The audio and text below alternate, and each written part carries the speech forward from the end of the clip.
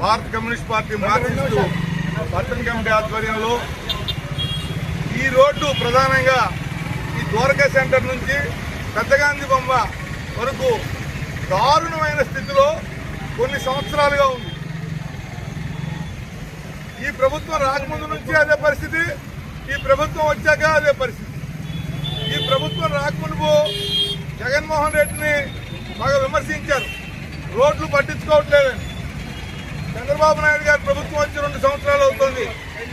ఈ రోడ్డు నుంచి అనేక వాహనాలు, ఆర్టీసీ బస్సులు, పెద్ద పెద్ద కంటైనర్లు, లారీలు, విపరీతమైన ట్రాఫిక్, ప్రతిరోజు భయంకరమైన గోతులు ఈ రోడ్లో ఏర్పడ్డాయి.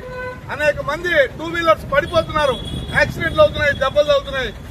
మరి ఈ రోడ్లో మన మంత్రి గారు, స్థానిక ఎమ్మెల్యే గారు అనేక సార్లు ప్రయాణం చేస్తూ ఉంటారు. మరి ఆయనకి చీమ కుట్టినట్టయినా లేదు, కనబడట్లేదు.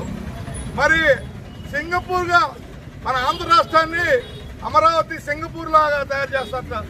ఈ పట్టణాల్లో గోతులు పూడ్చి ప్రజల యొక్క ఇబ్బంది చంద్రబాబు నాయుడు గారి ప్రభుత్వానికి కానీ, ఎమ్మెల్యే గారికి కానీ, మరి మాజీ ఎమ్మెల్యే గారికి కానీ ఎవరికి స్పందన లేదు.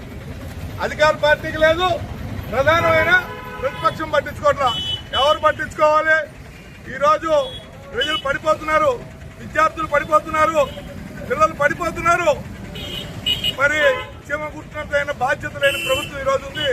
కాబట్టి ఈరోజు సిపిఎం పార్టీగా ఎమ్మెల్యే గారిని డిమాండ్ చేస్తున్నాం, మంత్రి గారిని డిమాండ్ చేస్తున్నాం, తక్షణమే వచ్చి ఈ రోడ్డు పరిశీలించి యుద్ధ ప్రాతిపదిక మీద ఈ రోడ్డు మరమ్మతు చర్యలు చేపట్టాల్సిందిగా భారత కమ్యూనిస్ట్ పార్టీ మార్క్సిస్టు నూజివీడు పట్టణ కమిటీ తరఫున డిమాండ్ చేస్తున్నాం.